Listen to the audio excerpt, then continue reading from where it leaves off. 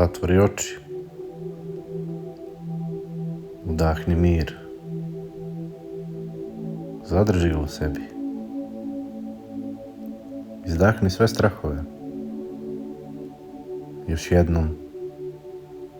Udahni. Zadrži. Izdahni. Dozvoli da glas tišine progovori kroz ovu poruku. Ponekad deluje kao da ništa nema smisla. Kao da se sve raspada baš kad misliš da si na pravom putu. Kao da ti život tešto uzima pre nego što ti da. Ali ono što se u tom trenutku ne vidi je da se možda ne ruši tvoj život, već se ruši iluzija koju si imao o njemu. Bog ne greši.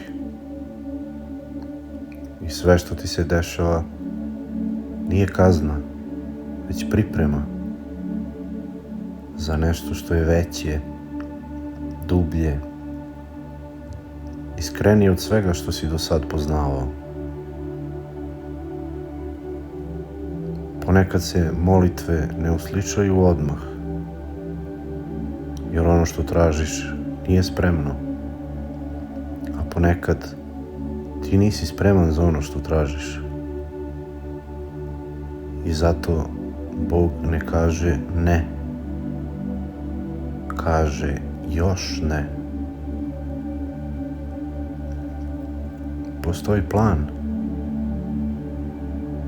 I nije tvoj zadatak da znaš svaki korak. Tvoj zadatak je da imaš veru. Da ustaneš svakog jutra i kažeš: ne razumem sve, ali verujem. Jer i kada se ništa ne vidi, i kada izgleda da si sam, Bog radi tiho, u pozadini, u tajmingu koji je savršen, čak i kada deluje kao kašnjenje. Zato ne gubi nadu. Ne moraš da vidiš ceo put. Dovoljno je da vidiš sledeći korak i da ga napraviš u tišini, u veri, u miru. Veruj Božjem planu, jer tamo gde ti vidiš prepreku, On već vidi put.